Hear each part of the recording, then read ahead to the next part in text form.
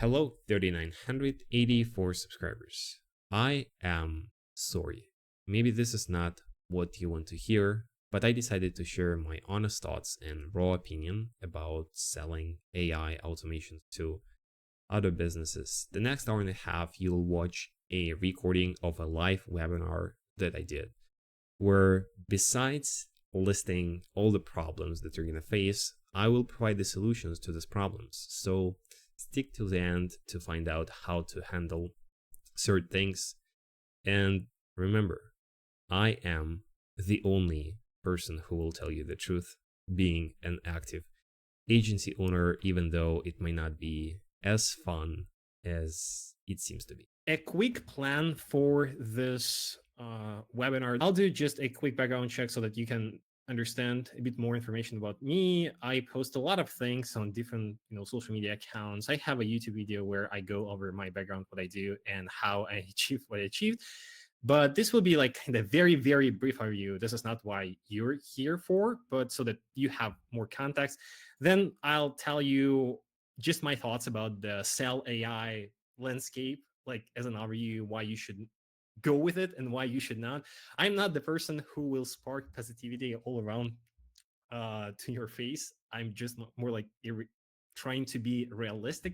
That's why I think it will be very interesting for you to hear the problems with the AI agency models, the solutions to these problems, then how I can help, and then we'll do the Q&A. Okay, now go hard or go home. This is the kind of the title of this presentation, just because I think that it's not like the AI agency model is not as easy. I don't like the word easy. It's not as straightforward as it might seem to be, just because of the barrier of entry and how people position it on the market right now.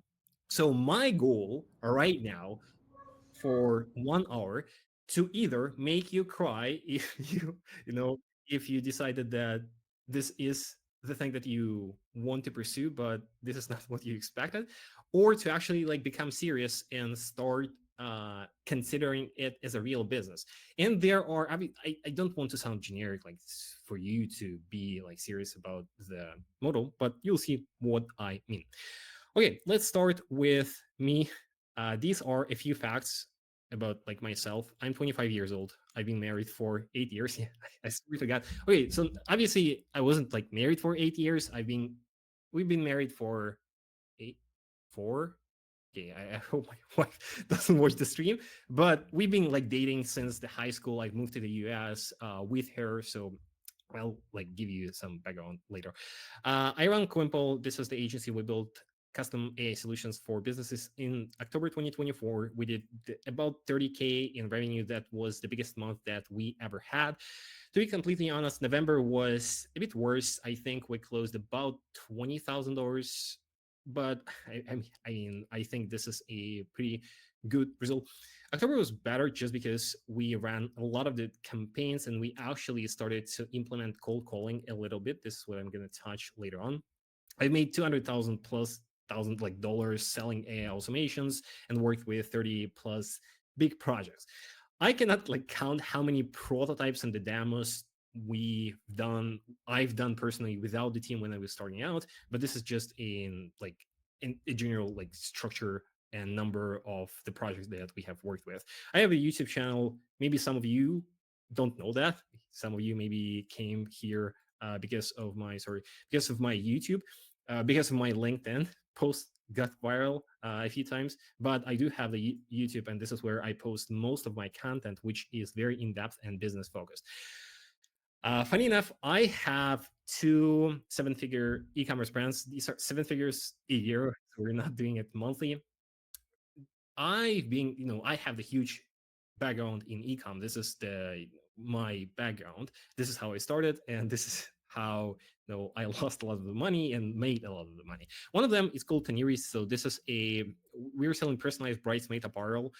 So like bridesmaid, this is not the niche for a man probably, but I have an awesome partner. She is in the New York. We have an office in New York. We buy stuff from China, we customize it there, and we sell it. We sell it primarily on Etsy and Amazon. So this is not a drop shipping. This is like our customized products, but we're not selling it on our website. That's why I don't even like use chatbots and agents for my own business. We are using AI all over the place for generating the content, obviously, for the like photos, for example, like this one was generated, I think, with the AI, except with the text. But we're not like actively managing the websites just because we don't have any traffic there. I was traveling for the past, not the past, I was traveling for 3 years around the globe when I was kind of having my agency around Amazon product launches. I've been in a lot of different countries, as you can see here. This is my personal Instagram. You can like go follow me, Eugene Kadzin. I have the Kadzin. This is just the business Instagram, but this is the personal one. So I have a lot of the places where I have been. I've been playing hockey for my whole life. I was playing for a Belarus national team, and this is how I moved to the US with like a dream to play in the NHL. So I am a professional athlete. I used to be, at least. And this is, I think, the biggest. Sorry, I will admit more people. Um, yeah, so I think this is the biggest achievement of my life. I have lost all of my money due to gambling addiction and crypto.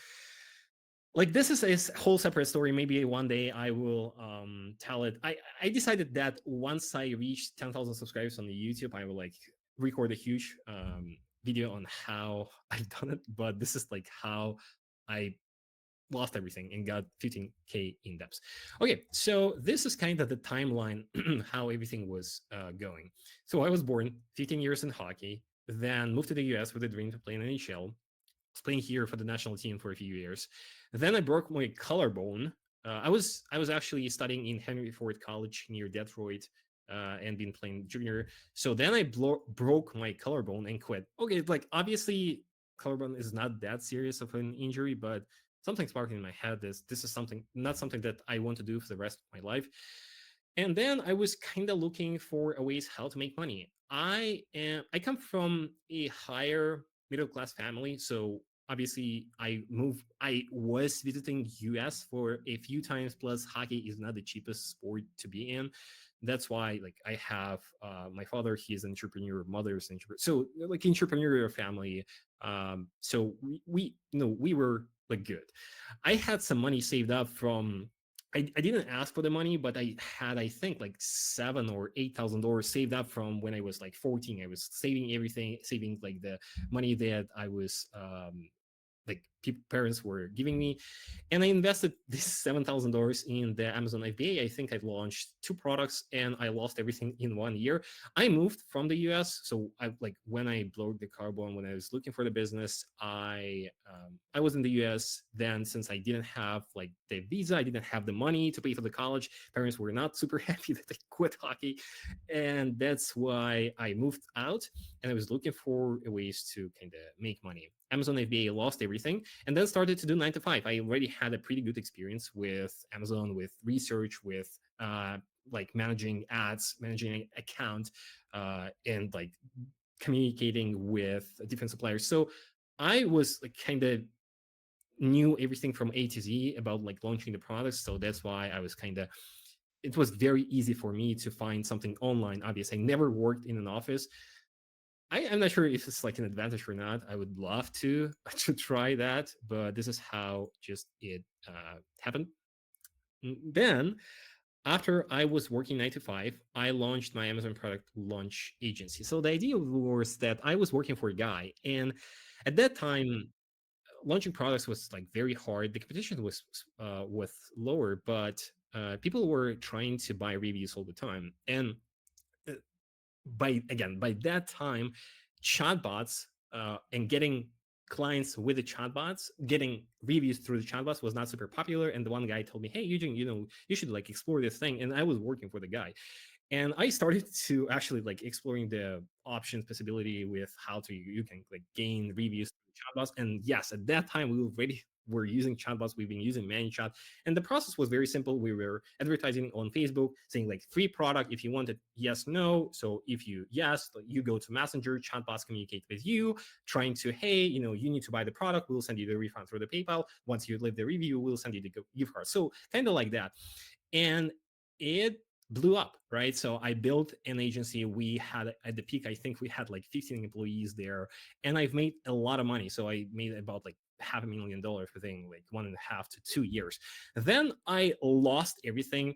Again, a separate story, but in a nutshell, I've been looking for a ways how to grow, and unfortunately, this model was very limited since Amazon started to introduce new algorithms, and it started to become hard actually.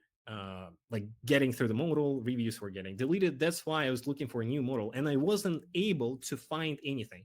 I think the part of the problem is that I made so much money so fast. I do not regret this, but I think it was like a great experience. But that I was not really cautious with the money. I didn't ask for the advice into like I didn't have any mentors. I was not super like communicative with my parents. That's why I essentially lost everything first due to crypto. I lost like half, and then obviously started to um, try to get everything back and blew everything up to zero, and then got into dApps because I was kind of actively trying to get everything back. Then once I had the app, I was kind of working 9 to 5, 4 to 5 jobs as a brand project account manager because I had huge experience. At that time, I already had the brands and I already had the tenure actually. But the problem there was that we were not profitable. So I couldn't even like pay for the rent. Plus, I had the dApps that I need to pay out to the people. It wasn't like the bank dApps. Um, so I had like 4 or 5, maybe at one point like 6 jobs, and obviously each employer was thinking that I'm the only one who's like I'm only working with them since I was like a brand manager. But because I had a huge experience, I was like super efficient with all the tools, all the accounts. It was like very easy for me to manage like one brand for like 1 or 2 hours a day. That's why I was working like 8 to 9 hours and was like having multiple jobs. I paid all my debt, started to save, and then I was starting to look for a new model. And this is how I stumbled into the AI agency. This is the actual how my agency grew till this point. This is kind of the journey. To be completely honest, I do not even remember. I did an interview, I think a week, and the guy asked me, "Okay, so how did you find the model?" But I don't really like remember. I think maybe it was like the Liam's video, right? So everyone knows Liam in the AI space. He was probably the only one. He was like creator first of the model. Plus, he was probably the only one who was seriously outputting like the videos about the business. That's why I think that's how I found the model. It was like April 2023, and I started to do cold emails. I had no idea how to get clients. And I want to be clear, I literally had no idea. I had a huge experience with paid ads because of the ecom thing. So I know how they work. I worked with a lot of the media buyers, and we still do. I worked with a lot of agencies. But I didn't know, okay, so this is kind of an agency service. So how do I run traffic? So I thought that running traffic is not the best way for me to start. Then how? I could start with my background, right? So I had a huge, and I still have huge network of the e-com sellers, but usually, and for the most part, these are the Amazon sellers.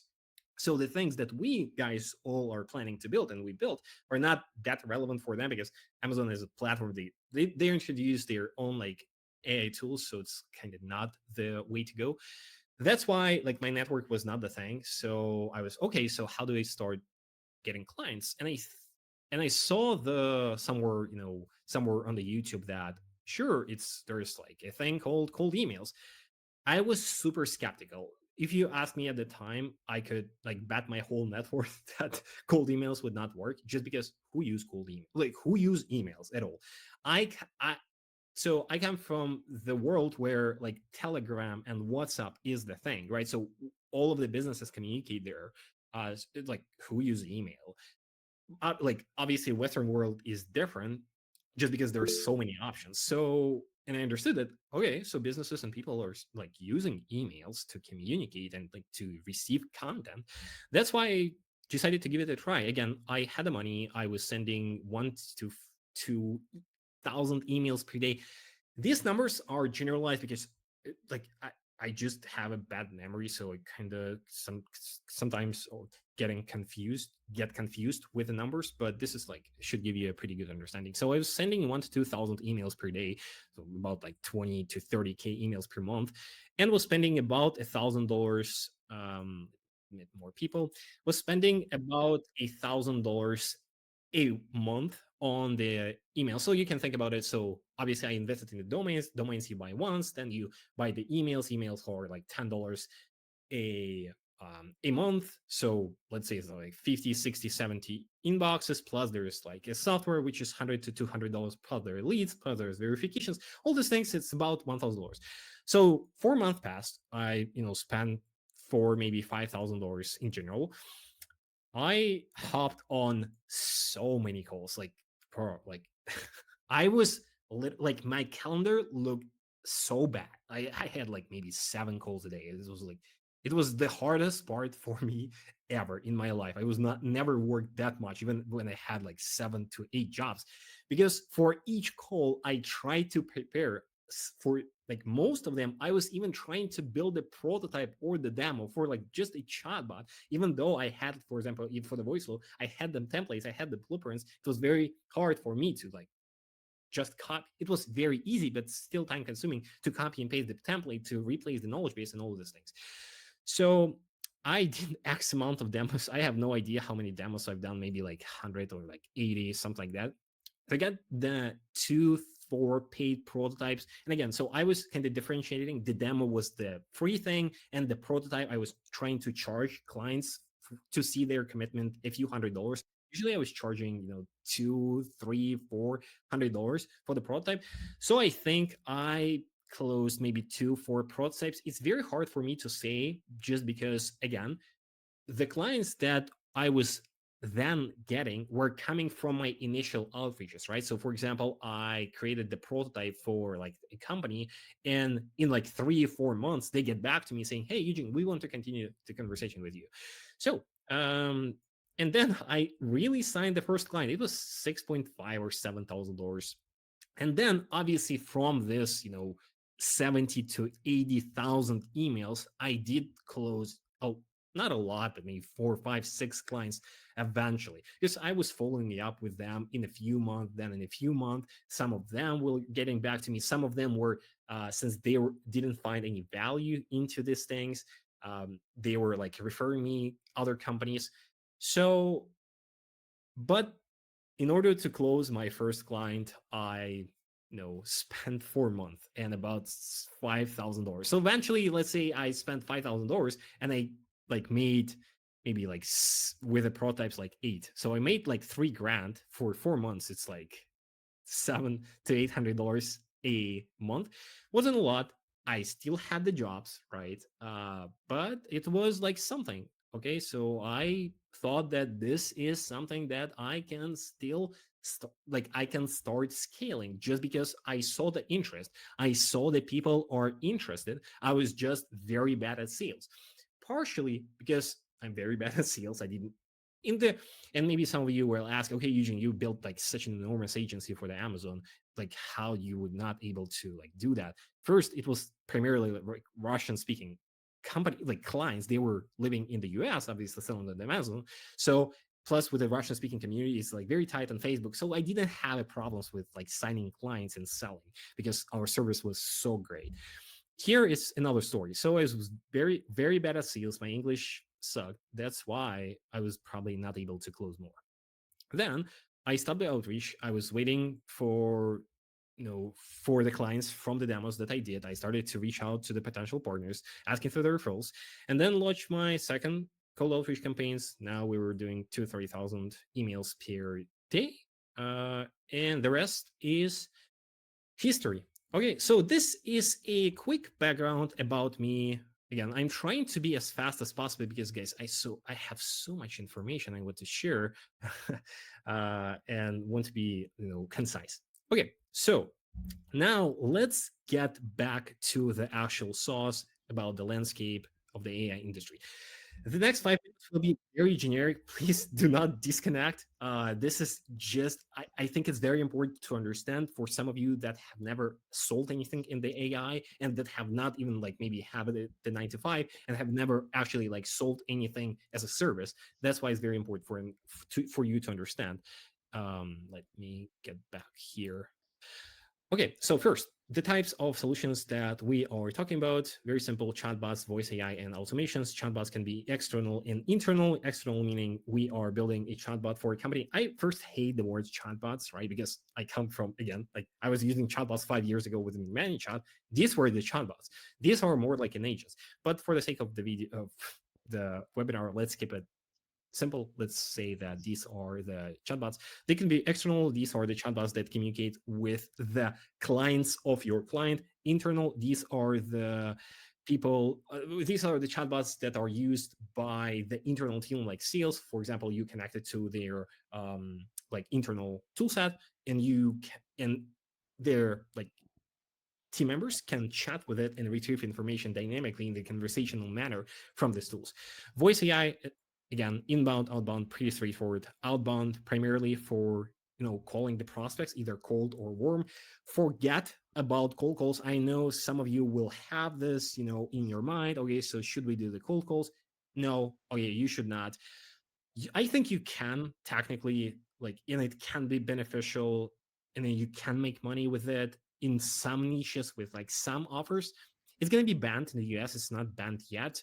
Uh, but again, like I just don't think it's the right option for for you to go with. For the outbound, it's more like following up with the prospects that got interested or like reactivating the prospects. Inbound, pretty straightforward. Automations, very custom, the endless amount of possibilities you can do.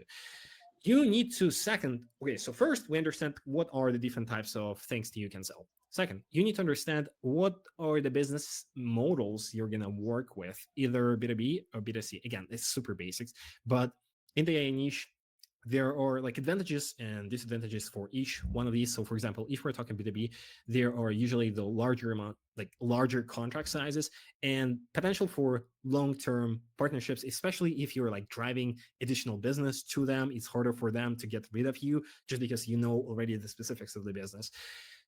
On the negative side, usually, again, like I'm generalizing a lot of things. Usually these businesses with a B2B, it's higher contracts, people will need like more human attention. So it's like more relationship type businesses. So if you're like building these two things like voice and chatbots, these are not the best options for you to do just because there's a lot of the there are a lot of the human attention involved. Again, super generalizing. We built a lot of the voice AI for the B2B businesses.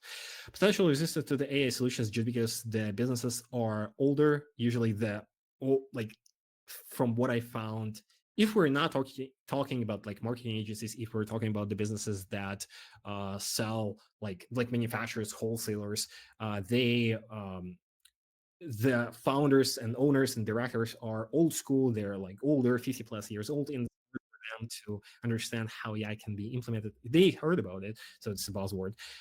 Regular requires more complex integrations because they use systems like SAP, NetSuite. It's harder to implement your solution in there.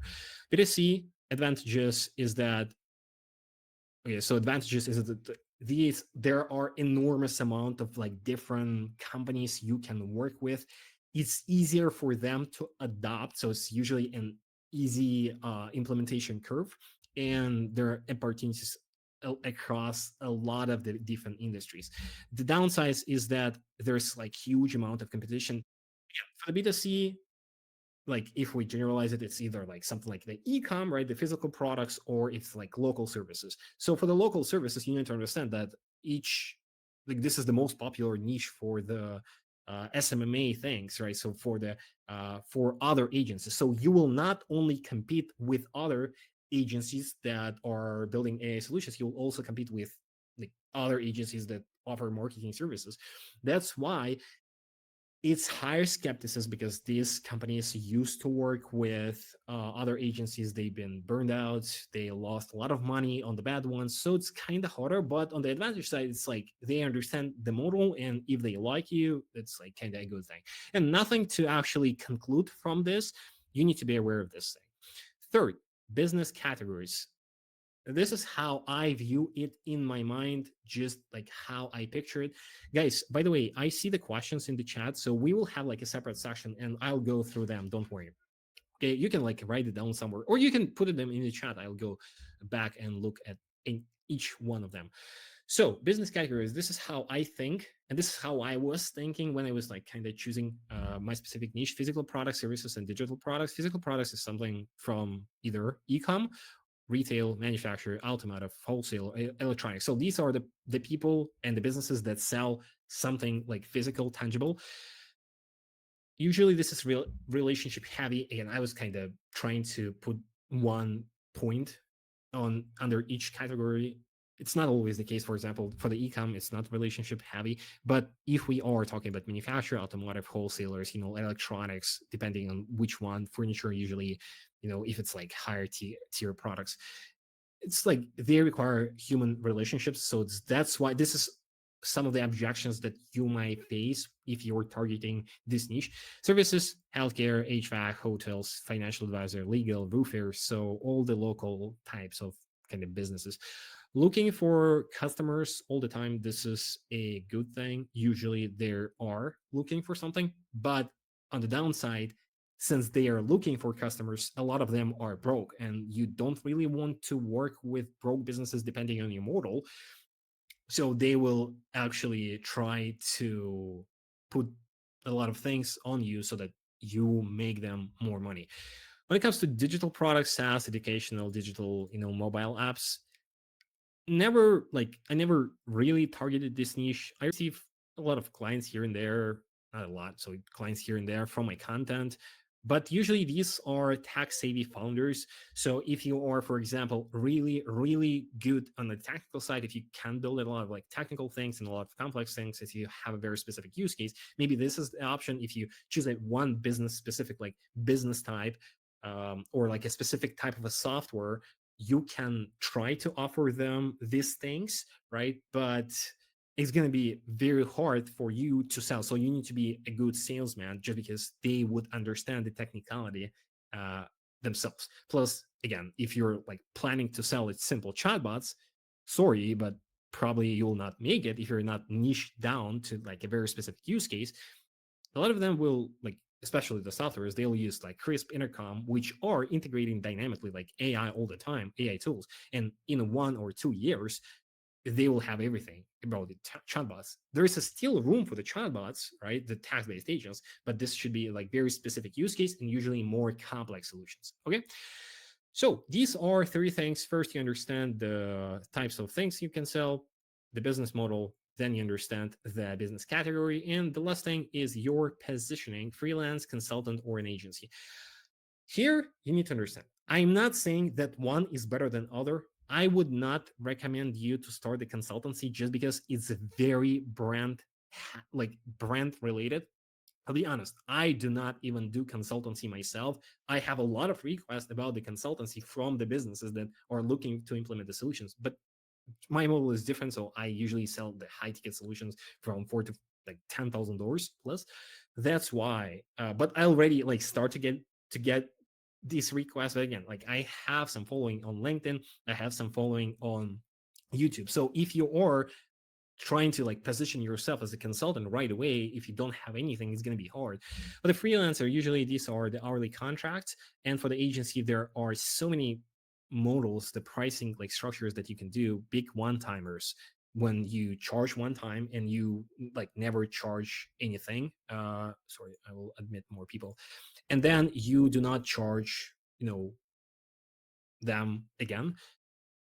Big retainers, these are usually for the lead generation activities. There's like a like standard like marketing services if you're like doing Facebook, right? So you charge on the monthly retainer, or you charge a percentage of the budget spent. So here you can also charge based on the performance that you do. Big one-timers, big retainer, these are the enterprise types of deals, and the small one-time and small uh small to one sorry small to no retainer and small Jesus. Okay.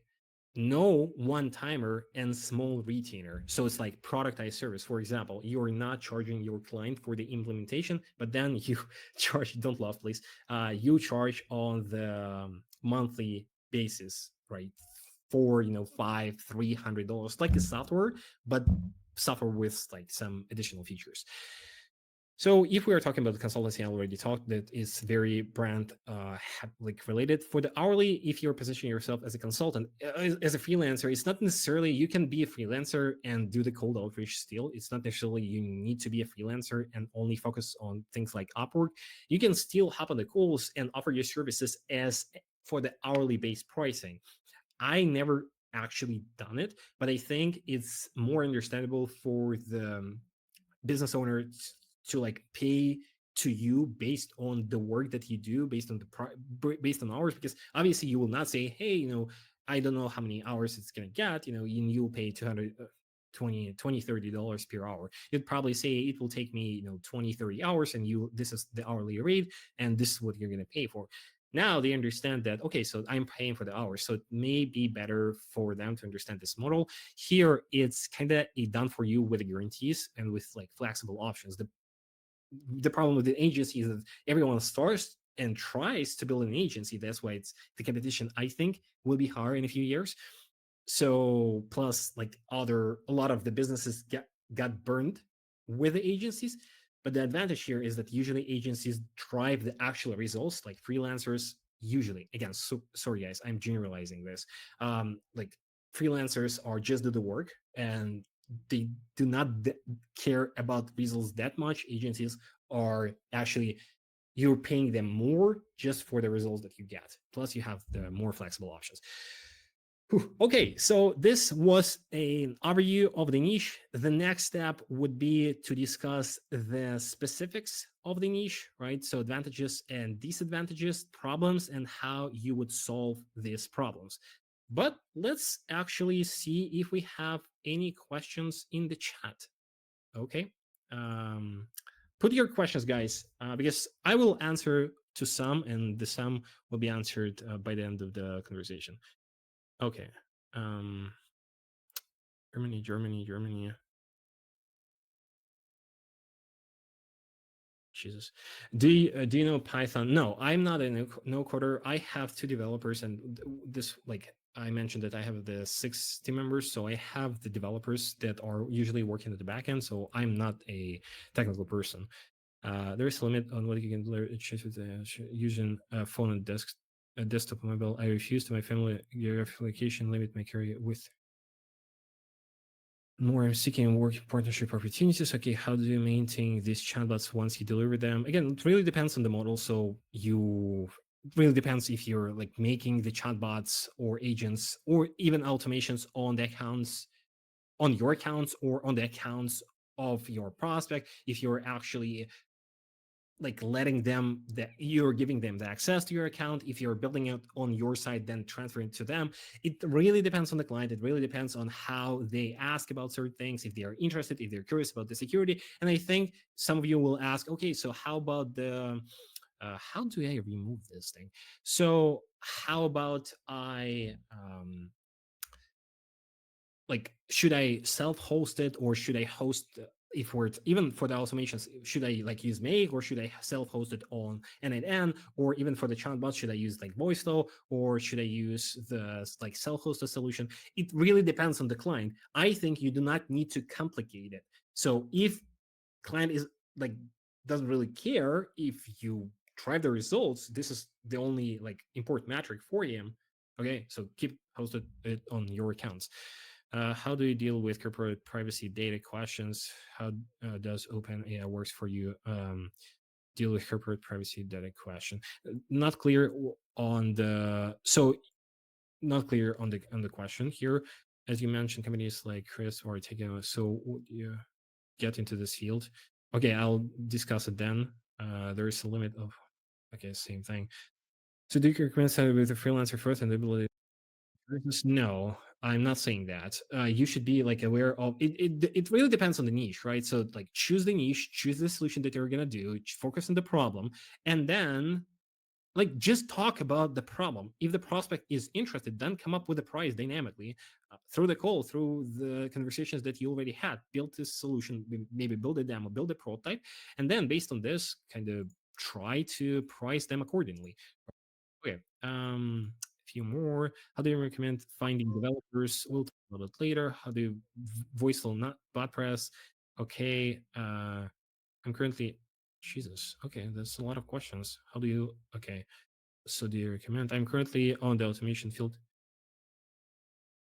specifically more like Airtables and database, Make for GPT.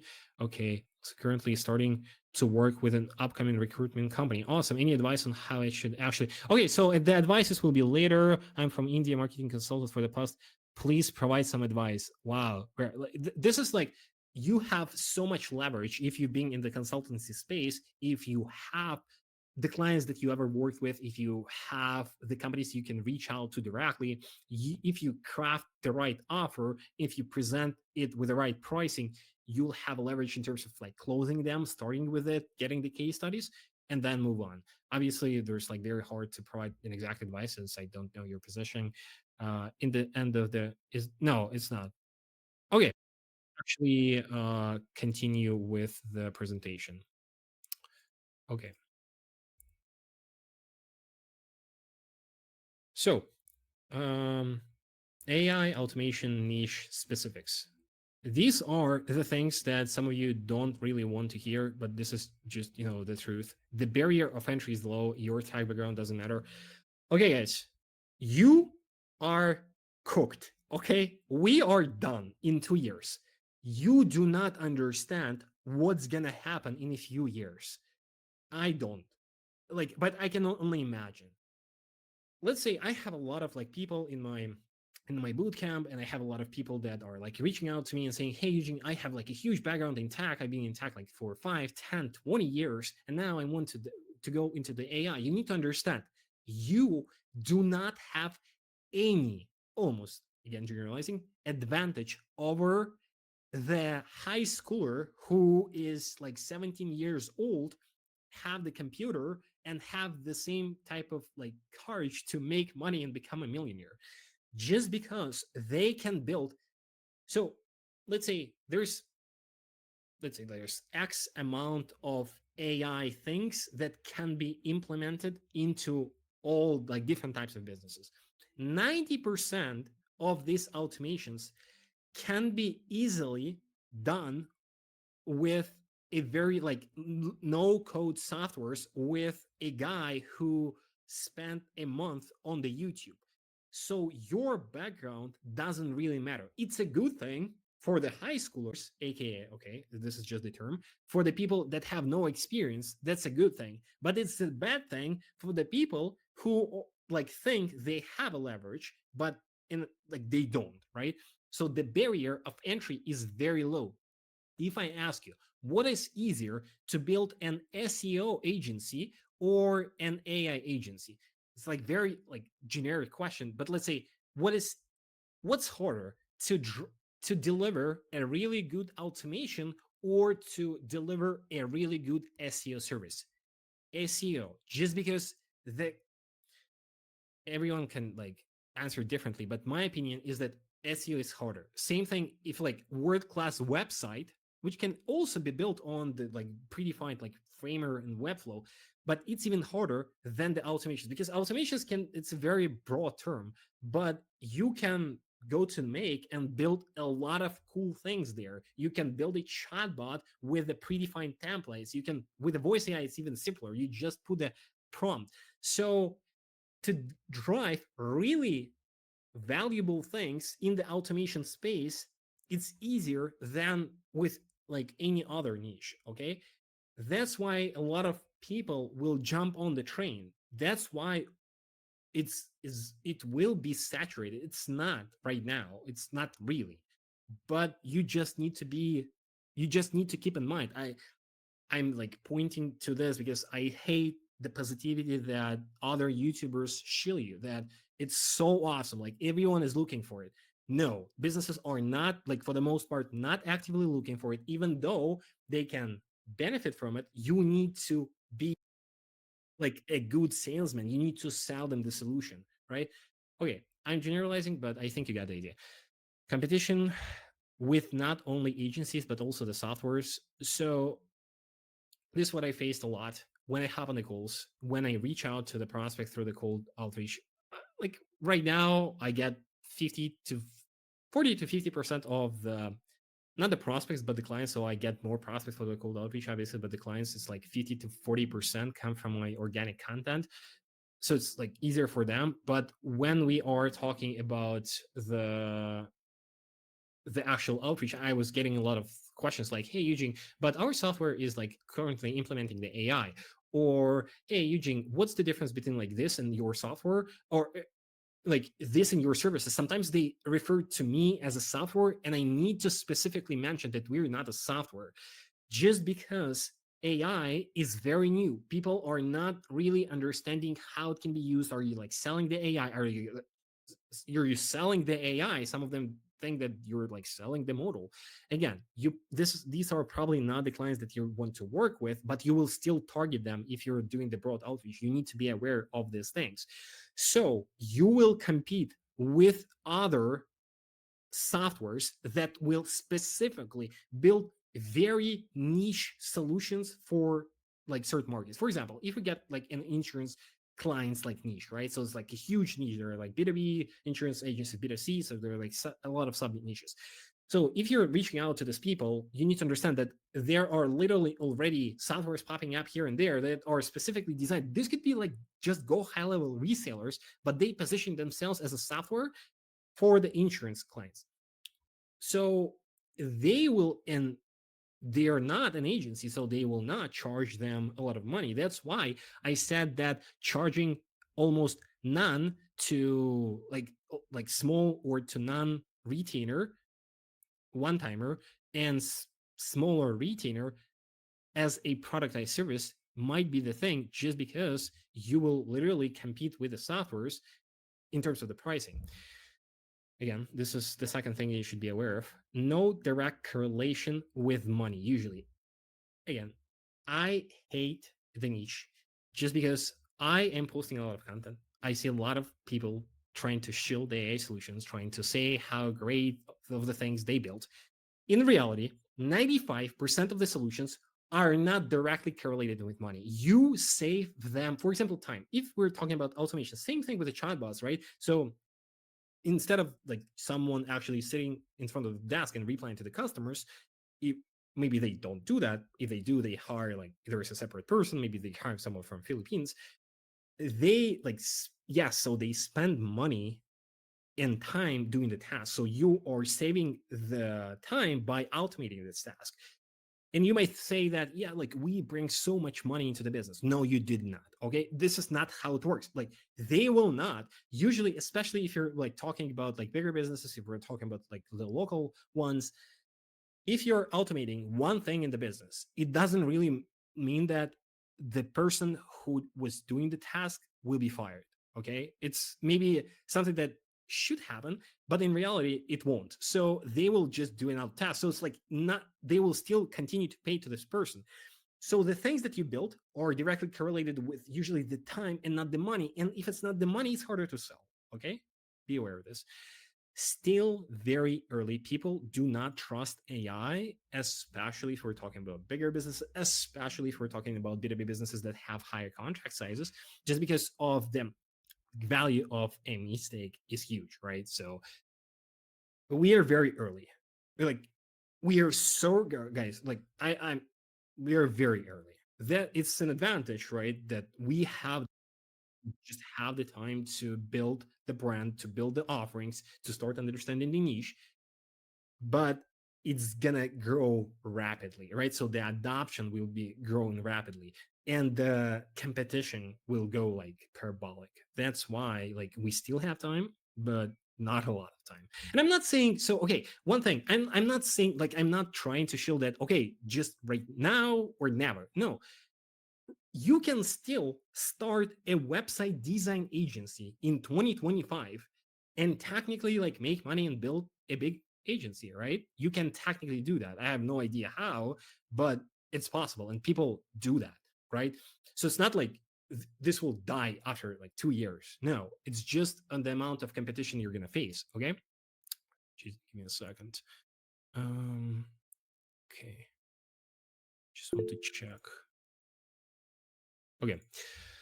And the last thing, you need both business and technical skills.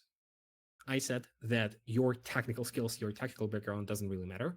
But when you're starting out, like it doesn't really matter in terms of the building things. You will have an advantage of understanding things faster. So instead of like a month of learning, you will spend 2 weeks. Yeah, sure. But you still need to have business knowledge because most people and businesses are not educated. So you need to educate them for the most part and try to sell them the solution. If you are going into the Upwork, if you're building the brand like me, and if you receive the incoming requests of the people that are looking for the solutions, yes, but it takes time. That's why if you're starting out, if you craft your offer, if you craft the positioning, if you understand the niche, the pricing, you start reaching out to the prospects, LinkedIn, cold calling, cold emailing, you will still face objections and you need to be a good seller. So that's why you need to be actually understanding how business side of things work. Okay. A lot about the partnerships, a lot of if you think that, hey, sure, I will find a partner in the space, yes, but not just general partner, because I receive, you cannot imagine how many requests on the technical partnerships I receive. Like, get the client, like I get the clients and they'll fulfill this. They don't understand that the fulfillment is not a problem. Usually, again, usually depending on the project, it's the sales. That's why I teach sales. That's why I am the only YouTuber almost in the world right now who's talking about these things, not showing you how to build voice AI agents. I'm talking how to sell and make money. Okay. That was, I'm sorry, guys, that was a minute of negativity in your feed. Now let's talk about positive things. What should we do about it? Like, okay, Eugene, like, so should we like just quit? Like quit the webinar and unfollow you? Please don't. Okay. So these are the positive things. I have two main solutions for you. There are more, and I'm not gonna go super in depth into them, but I think you'll get the idea. A week ago, I created this video, and I think I created this mechanism. Obviously, not the actual mechanism, but just the reframing of this thing. As Liam Otley created the AI automation agency, I think I created AI agents marketing. I literally bought the domain aiagentsmarketing.com. So this is just a reframe on how you can sell your services based on the marketing. Go watch this video. This is not like 30-minute long walkthrough of the business model. But for example, when you're building system like database reactivation, so if the business has like dead leads and you build a system that will try to reactivate them, if you integrate AI into the pipeline to manage the leads, to to convert them better, to offer them more things, to get more feedback from them. If you're building the setters, if you are building the lead nurturing qualification and follow-up mechanism, again, so you don't do this, right? So you do not focus on the time, you focus on the money. This is where the actual like your leverage is. Because in a nutshell, again, I mentioned this in the video, you are not replacing their marketing tactics. So if it doesn't really matter, they use like Facebook ads, Google ads, SEO, like webinar, like from LinkedIn. So it doesn't really matter what type of, I'll admit a few more people. So it doesn't really matter what mechanism they use. It's all about building something new and integrating in their company while they do all other things, right? That's why the implementation will be easier, because you're not saying, hey, and this is the problem, guys. When you sell chatbots automations that save time, you essentially you say, hey, John, fire Julie, and I'll build you an automation. It really depends on the business, but you see, it's very hard. It's like it's there will be a resistance because you need to fire, and besides the fact that there are like company relationships, besides that, there's like enormous amount of like worries that needs to be done to actually fire someone and replace it with the AI. So, but here you're not saying, you're saying, hey John, like continue do what you do. We come to you, build this thing, like it will work on the background. If it drives results, you pay. If it doesn't, you don't. Okay, now it's like kind of different pricing models, but I covered them on the video, but I think you got the idea, right? And the second thing, which is more generic, be very, very, very, I like make it as big as possible, very specific with your niche. Okay. Either on the brand side or on the outreach side. So let's say on the brand side means that you're going to build a brand, you're going to post the content to socials, LinkedIn or YouTube. This is not what I do. This is what I'm planning to do probably. I started to post general content. I receive a lot of clients from the YouTube.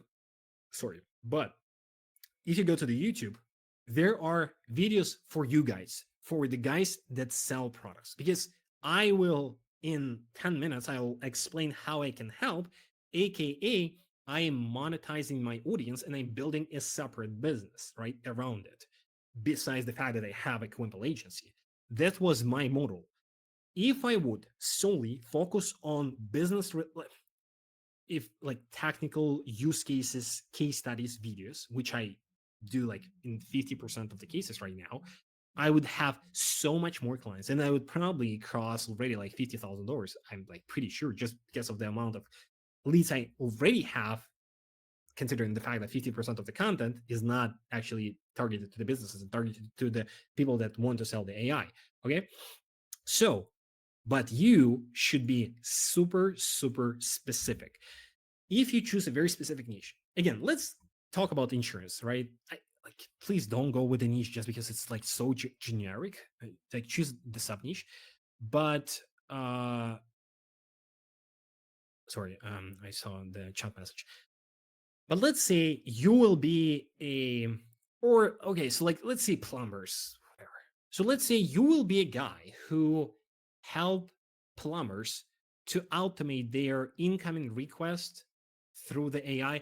Probably not the position that you would want, super generic, like incoming request, plumber need to have it. If they have it, they would like probably already like use the software. If they they don't get it. So there's a lot of problems. It's not that straightforward.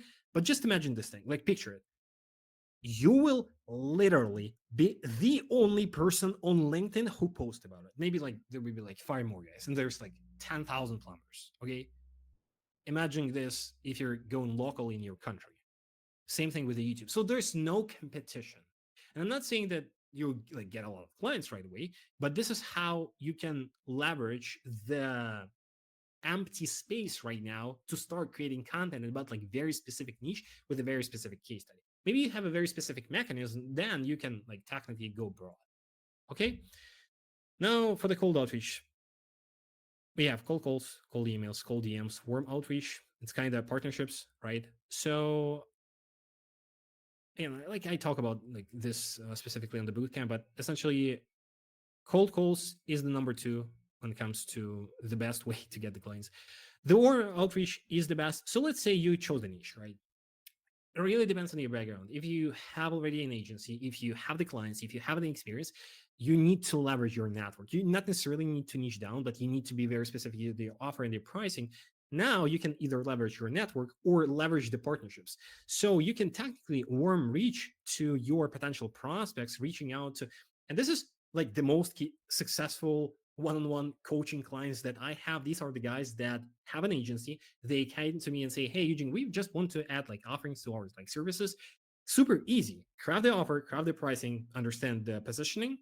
Now, like craft the messaging, you send them out. It'll probably build one of you like free prototypes. You'll convert them. You'll make $10, $15, $20,000. you have the money to run the cold outreach. Okay.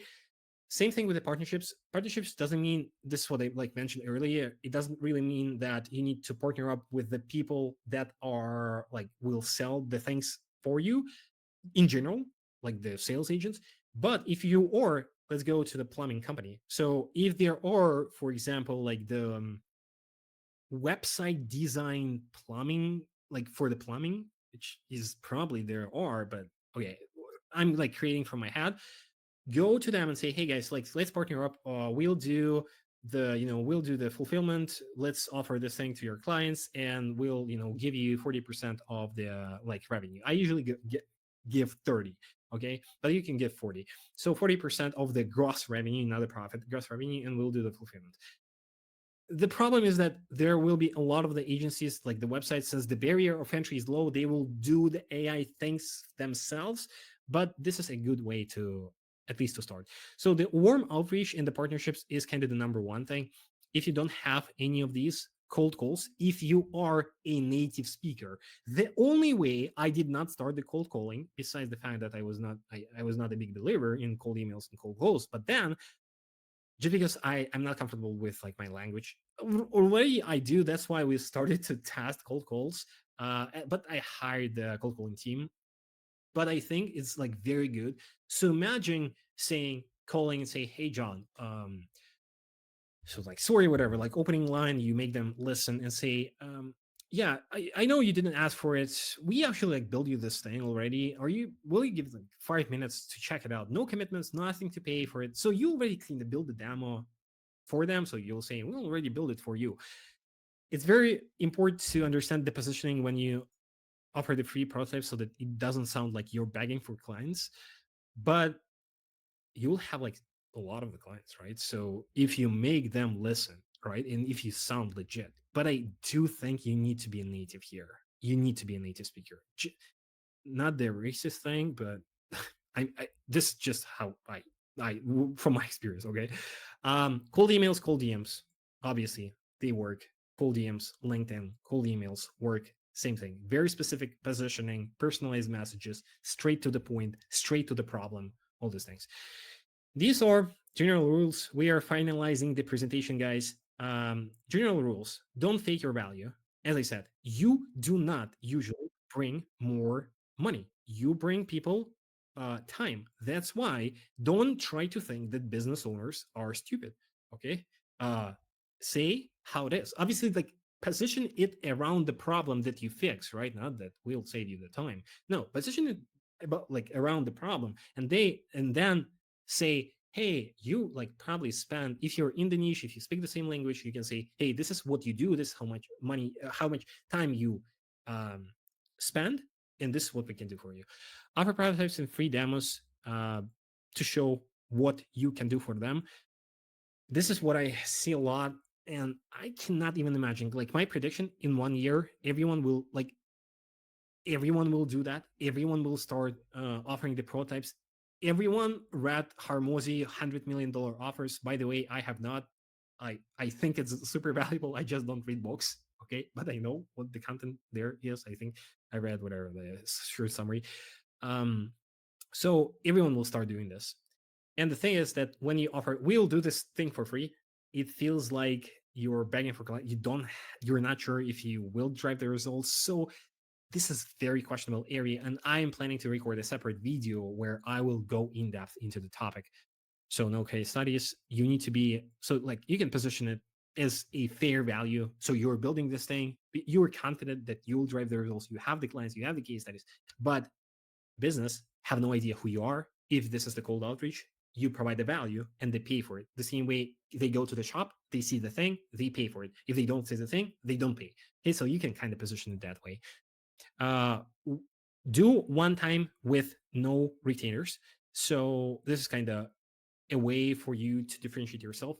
Businesses, for the most part, hate retainers the same way as you guys and me hate subscriptions to Netflix, whatever, but we still subscribe just because we watch TV shows. That's why if you say, hey, John, we'll build you this thing, you own it, one time payment, done. Okay, you don't like, you own the system. Now the thing is that John will ask, okay, so how do I manage it? How do I add more details? How do I like implement depending on the solution that you're building? And now you can say, yeah, sure, like we will charge you on the hourly basis. Now you can introduce the freelance thing, but mention like that they own it. In literally maybe 20% of the calls that they receive, I receive 20% of the questions on the calls that they receive are like, yeah, Eugene. So do we like, especially for the cold outreach, do we own the system or like how does it work? So they're not trying to be offensive. That's saying that who actually owns it, and we have it in the proposal, obviously, in terms of the conditions. But they do care about it just because they've been burned with, for example, the like the agencies that build on the website then disappeared, and now they like there is no way for them to connect to the website. Okay, so that's why you need to be aware of this and speak the same language. The last example for the insurance clients, let's say that you will reach out to the insurance guys and say, hey guys, we built this thing, whatever. And I know that you have like a churn user. So if you're selling whatever, like the worker compensations to the businesses above like 100 employees, and have you noticed that a lot of the businesses are actually like not coming back just because of in like some specific word, just because of they don't understand whatever the yield or something? I have no idea. I cannot speak the same language, but you know what I mean? So if you mention it specifically, especially with such in like complex niche like as an insurance, you have so much leverage. It doesn't really matter where you reach out to the business. Same way, if you're posting on LinkedIn, if you do these things, they will notice it, and you will like start connecting with all of them, and they will understand that you know what you're talking about. Because there are a lot of people that just on like LinkedIn and YouTube, we built the AI automation that brings like $1 million for this insurance agency. They're like just expressing the automation that they've built. The fact that you mention it in your bio doesn't mean it doesn't necessarily mean that you will actually kind of deliver the value. Okay, and you know what you're talking about. Okay guys, so now I will tell you how I can help. 5 minutes and we'll hop on the questions. Okay, so this is kind of my pitch. This is how I can help you with, besides the fact that I post a lot of the content. If you or have the 9 to 5, if you're looking for new opportunities, if you use AI in your daily routine, fascinated with the tech and adoption, kind of general terms, or if you already own an agency, right? So if you have the offerings, if you run the freelance business, if you have the business, you have the clients, and you're looking to integrate AI into your offerings, right? To scale it up, I built a bootcamp, which is called 99 Players, where I guarantee that you will sign a high ticket automation client within 12 weeks. This is just the commitment that I do. You can go to the website called 99players.com and read more about what it is. But essentially, if you join the bootcamp, you will have this guarantee automatically be applied. If you don't, we refund you the money. The fact that I already mentioned, you don't really have time. Like we do, obviously, there will be possibilities to launch the AI agency in future, in the next year, in 2 years, in 3 years, the same way as you launch the website agency right now. But that the window is getting shorter. I think the AI adoption will be as huge as the internet adoption.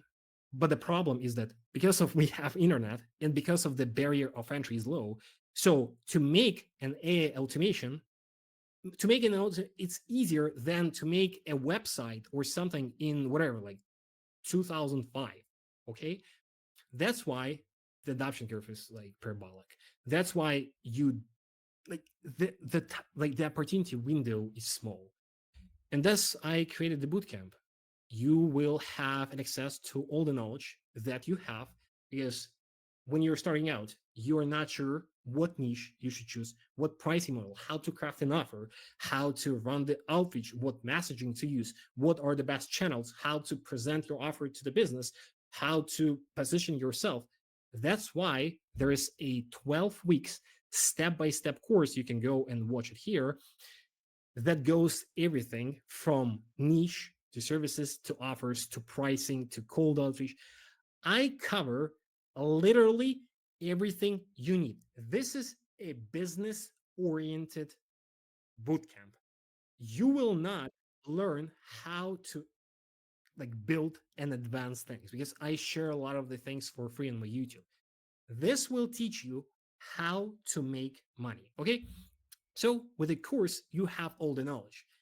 But now, since I hate courses and I always hated them, once you consume the information, you need someone to be there. You need support. So the same way as I will like start answering your questions right now, right? I gave you a lot of information. And I do believe that this is one of the best information you will ever find on like ever on the internet right now. But the thing is that you still have like questions. You still need to understand, okay, like how do I apply? Maybe you have already a client and you're not sure how to position your offer. The client asks specific things, right? And what like to respond, you have the interesting client, how to price the solution. You want me to roll, so you have like 2 3 niches, but you need to choose one, how to do that. That's why there is one-on-one support with me. I do not hire any coaches. You go there. So this is our Discord. Okay, it's hosted on the Discord. You go there and you go to the business hub. You create a question here, and within usually it's 5 to 10 hours, I get back to you with whatever, like voice recording for 2 minutes, trying to help you out. So for example, this guy was asking, how do you set up the retainer for the database reactivation insurance? So he's been looking for how to price it up. I recorded multiple. So as you can see, I am there. So I am selling my access, not the access to other people, to the people that I trust. You get a direct support from me in real time. Okay. You also have a technical hub. This is where you can like solve all of your technical problems. So for example, you're developing something, you have an error, or you're not sure what tools to use, you're not sure how to specifically build a certain flow. I have my team connected here. There's Jeremy should be somewhere here, who will actually help you out with your. So for example, we've been actually going back and forth here trying to figure out what's the best PDF analyzation system. So this is where you get direct access from me on the business related topics and the direct access from my developers. This is the difference. Again, I'm not trying to automate it, make as much money as possible and like leave on the Bali. I'll be there. This is my commitment. I'll help you out one-on-one, direct support. Okay. And now you have all the knowledge that will go step by step from choosing the niche, creating an offer, traffic, sales, retention, team.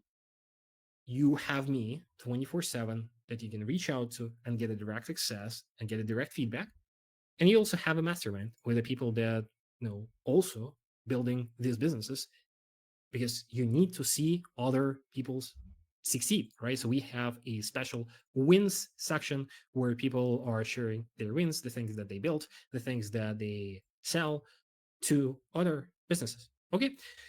Now, that was my quick pitch for the 99 players. Let's jump into the questions, right? So let me see. I will stop presenting this. Guys, put your questions in the chat. I'll go from above. Okay. I do AI on my desktop app. Tyrus attributed to help you more efficient. We are brushed easily when we do sales. Companies refer straight to the business in-house developers. Okay, this is really good point. So the Toko logo, Kelvin, I think, he's mentioning that usually companies go into the sorry. Usually companies go straight to the developers in-house. Yes and no. The fact that they would probably hire the consultant that will explain them how to do that and then actually like build it. For the most part of the world, when I say that AI, things are lower barrier of entry. This is for you, for the guys that are learning about it, that know how it works. But for the most part, it feels unreal, right? So it feels really complex. That's why once you present the solution to the business, they will think that it's very complex. But in reality, it's not. So it's like it's easier on the sales side, but it's harder on the actual like outreach because a lot of people do that. Um, okay. I can't enjoy. My parents are getting old. They are farmers. The income based on the crop, and okay, whatever. So connecting, love it. Then you're that you are negative as well. Too many are only positive. Yeah, like this is just who I am. I know I lose a lot of the people. 99 Players is the third business that I own besides like besides my ecom brands and besides the Quimple. So I know that a lot of people don't really like it, but this is just what I do. This is who I am. Would do, man. Bro is like spamming your LinkedIn. Jesus, I needed to clear this up. How can a newbie in the field with less or no proof of work and reviews put in the cold email to convince people to the discovery call? What should the email content include? There is an alternative pursuer. Okay, so by the name, I think are you an actual so if you're a native speaker, probably do the cold calls. And this is what I cover on the bootcamp. I'm not like trying to sell you this thing really hard, but this is why it's made. In a nutshell, I think this will to be like super completely honest, out of 500 whatever, like 500 plus sales calls that I've done, maybe 5% ask for the case studies. Like okay, 15%. See, like they care about value. And this is the thing with the automations. It really depends on the service. So if you're offering AI agents marketing, right? So if you're driving additional business to the business, then yes, they will like ask what if you're trying to automate something, they like the case studies do not really matter just because it's very specific, right? So it's like it's very specific on the business. So you should like not leverage we build this business for this. You need to be very specific. John, we will decrease your yield by 20 to 40% for the companies that like and you provide the ICP, so like very personalized outreach. Are you like willing to give it a try? Nothing, no need to pay for anything. I just wanted to see the value, something like that.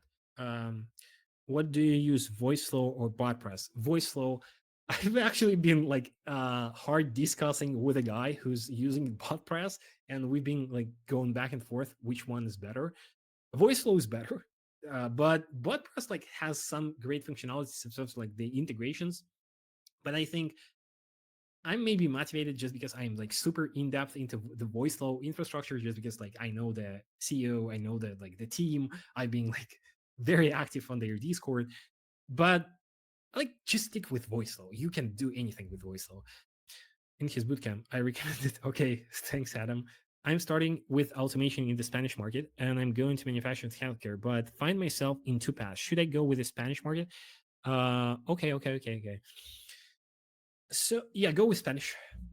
First, like manufacturing and wholesale, like these are just two completely different industries. I think go with one. And for things like manufacturers, you can like do things like for the AI agents marketing approach, you can help them to drive more business by helping them to convert more existing clients, right? For the like for the manufacturers, this might not be the problem just because usually if the business buys from them, right, they will buy regularly, usually.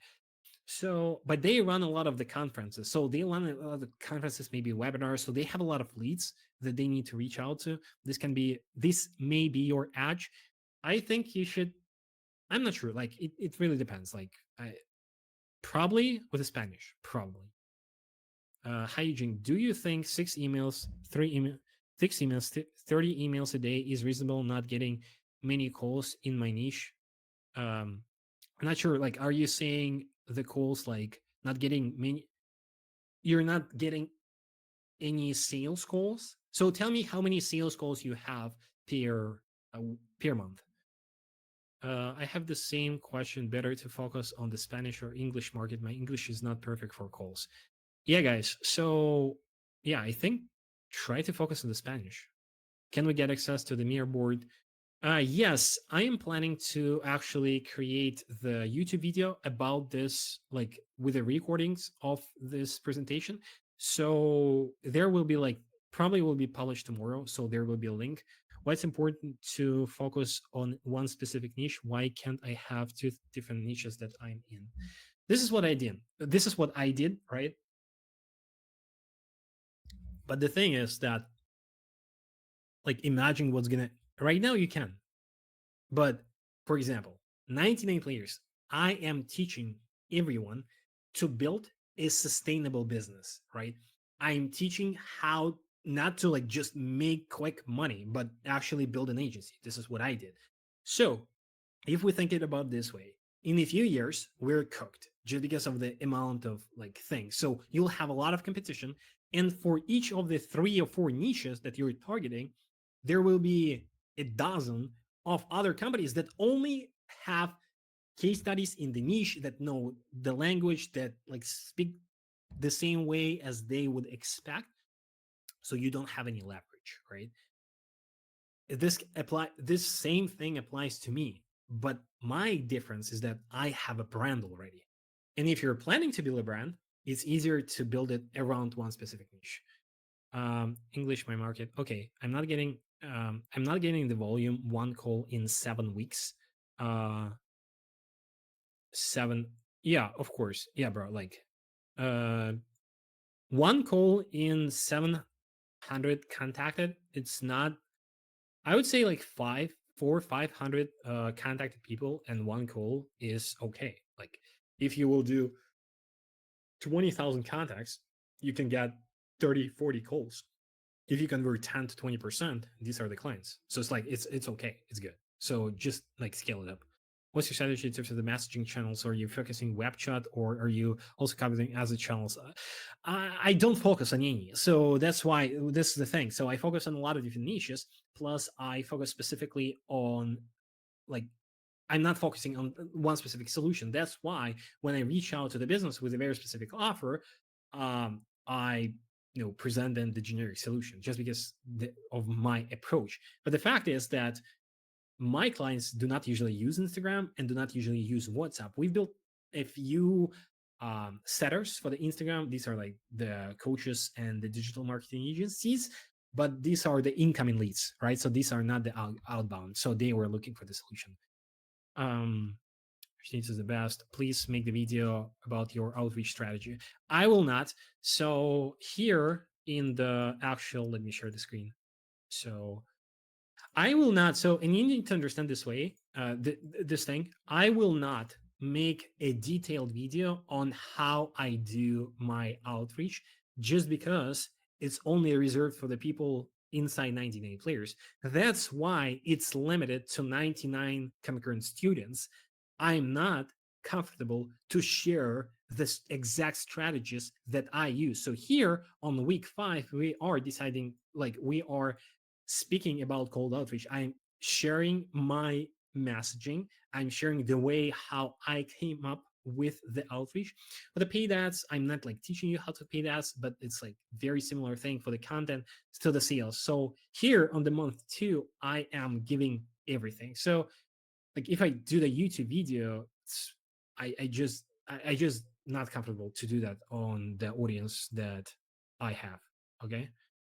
Give me a second. Okay, so please make a video. Which products would see as better for long-term chatbots or lead generation via cold email? So if you're talking about lead gen through the cold emails, yeah, like it's a really good thing. But the thing is that if you are, so for example, there are a lot of people that are trying to, right, so sell their services through the cold email, and they're not able to do that just because they don't see any results. That's why you need to be very proficient in the cold emails. Plus, you need to have a very specific offer. But if you have a understand like the niche that will benefit from the cold emails, and if you understand the specific offer, for example, if the business is already kind of doing the emailing, usually they will say, yeah, we do the cold email, but they will use just the email like marketing software, and they'll get like 15 to 20% open rates, which is really good, maybe like 10 to 15. If you say that you can build them the system that will make their open rates go from 10 to 50%, which is very like simple infrastructure, this is the value, and this is the long-term thing. Would you recommend Upwork for starting out? I've never started with the Upwork. So I cannot like recommend it. I know the people that being on the Upwork. I think you should like combine it. So you should have some money to invest. So if you create a profile, you're really good. You're like really good with the messaging, and you can start like applying for the jobs. I think it's the paid version on there. So yes, is there a way to pay for the pay program per month? I don't have money to pay all now. Okay, so if you have the pricing related questions, go to my Discord and you can ask me the questions in the Discord here. So this is my Discord tag, or you can go Eugene at quimple.agency to my email and I'll reply back. There is not a promotion on it to get on a monthly plan. No. So here's the thing, guys. There was a monthly plan when I was starting out, right? But it's actually sold out already, just because we got a lot of the demand. The demand was kind of like as I expected, which is good. And I just decided to close the monthly program because I am guaranteeing the result. And I cannot guarantee the result if you pay on the monthly basis.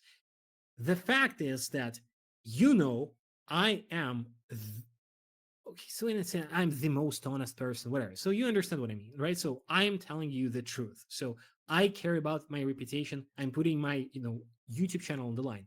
So when I say that I guarantee you will sign a high ticket client within 3 months, it means that it's either this or I refund you money. So if you're paying monthly, I cannot really guarantee because I have no idea how you go through the program.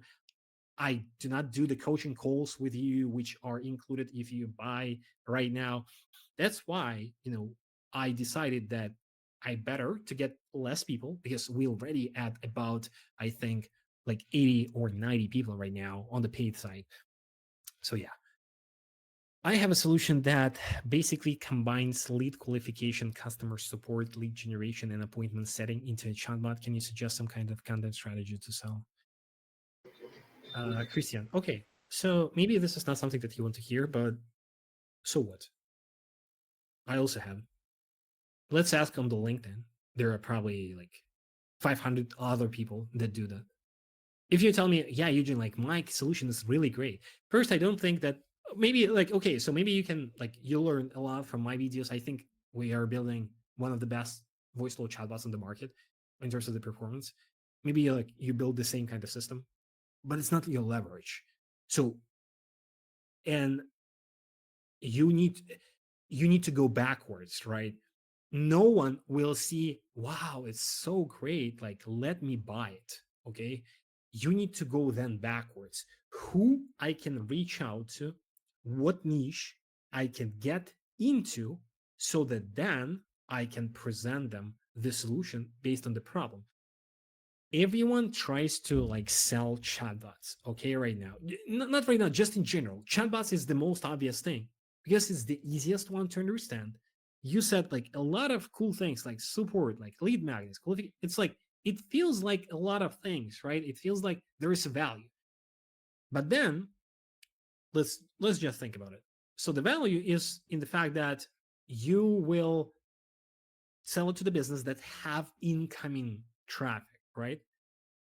So combines lead qualification. Yeah. So you didn't mention lead generation because this is not lead generation, right? So it's lead capturing. So you need to have the website, the businesses that have a lot of traffic. If they have a lot of traffic, it means that they have probably a good business. If they have the good business, they probably not stupid. So it means that they are aware of the fact that you can do the chatbots. Now you think, Okay, why they still don't have it? They didn't have the money, they didn't have time. See, so I'm trying to help you to sell and not build. A lot of things, a lot of people can build these things. You need to understand what's your like. Do you understand the niche? How you can present it? Like, what are the in a nutshell? Yeah, sure. Choose the niche. Go to LinkedIn. Create a profile. Start, connecting with these people in the niche. Start posting content about this bot with like different features with the specific problems. You can essentially, I think, post one time a day there about like this the whole thing. Start connecting with founders. Start offering this thing for free. Do not charge them one timer, and charge them on a monthly basis. Now, in 1 or 2 years, you've sold 20, 30 solutions, and each one of them pays you $300-$500 per month, which is again a lot for the chatbot, probably.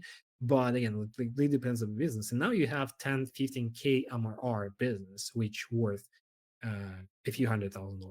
Okay.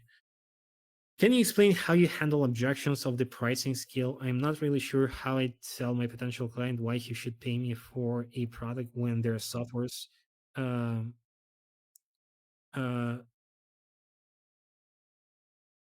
I can tell my potential client why he should pay me $5,000 for a product when there's software a month that has, bro, super obvious answer. They don't. There's no way you'll sell it. Okay, so like you can technically. It means that you're selling their own thing. If the thing that you're building can be done with the software, it means that you try to sell this thing for $100 a month as a software. Okay. And you're building the software business, but on the productized service. Back to Christian. By the way, here's an interesting point. So if I ask you, what is the difference between you and the software, right? So do you think that right now, like good chatbot builders that can like where you can literally like input the website, and for the ecom it's very like straightforward. So there's like huge app store of apps, right? So you can go there, you input, you already, that's why the use cases for the ecom are different. It's very hard to sell chatbots. We do sell for the ecom, but different offer for the AI agents marketing, which I teach on 99 Players. This is kind of a hint for you. But there are ways how you can sell things to the ecom brands, but not chatbots, because they go to the app store, they connect the app to their like store. The app knows everything about their products, and what you say, yeah, product recommendation, same thing, order tracking, same thing. Maybe it's slightly better, but it's not worth the value. So this kind of will be your main like concern, is that what's your difference? Customer support, lead magnets, appointment settings. Yeah, appointment settings in like intercom. So intercom is introduced. Intercom is more for the software companies. There's one even like HubSpot, right? So HubSpot is very static. I bet in a year HubSpot will just integrate AI. And imagine the chatbot in the HubSpot. If the business runs on top of the HubSpot, they have all the data there. Imagine how good of a chatbot it can be. We're building right now that the chatbot can interact with the HubSpot, but that's why we charge one-time payment, just because of the complexity. You cannot do that right now. But it's not a predictable, like scalable business, just because these are the things that will be eventually covered by the softwares. Okay, guys, we, I think, don't have any more questions, right? So a few more minutes, but I need, thanks for all the info. Okay, so if you have any questions, let me know. We'll be live for a few more minutes. Yeah, so let me talk about the 99 Players and about the things that you're gonna get. This is, again, there are three main pillars. There's a bootcamp program, which is 12 weeks. There's direct access to me. Okay, my God, I forgot to mention the most important thing. So this is my sales skills. You have access to 150 plus something sales recordings of me talking to my prospects. So you can think about this way: you join, you have all the knowledge that you have, which are like in theory, right? Then you have the offers library, which is practice, right? So you see what businesses are asking about. It's divided by different categories, it's divided by different niches. So you see what businesses are asking. And you have a question: hey, Eugene, I've seen this recording. I completed this lesson. I have the question. I have this client. You post it in the business hub. I get back to you within 10 hours and help you out one on one. Now you start developing this thing. You're not sure how to do this. You go here, you submit your request, and you get help from either me or Jeremy, my tech lead. Then, once you already started to do the thing, you need the actual commitment. So these are all the knowledge. That's where there is a chat, there is insights, there's wins where people share wins. There are leaderboard where you can rank higher, you can win certain things by the end of the month. So this is the actual, community, true community. That's why it's not run on school. I'm not trying to just sell the course. I'm trying to sell the program, the bootcamp, everything that you'll have, that you'll ever need. Okay. Made you're a legend. Yo, thanks. Eugene, again, on emails, is 3 addresses per domain too much? I think that's all right. No, 3 is okay. We do 2. Again, I have the budget to buy more domains. So I would say, like stick for it now, just because you are like kind of starting out, stick with 3. I know this is the more about sales, etc. But since I'm here with you, what's the best way to get the optional result out of Rack when the chatbot answers the question based on the knowledge base?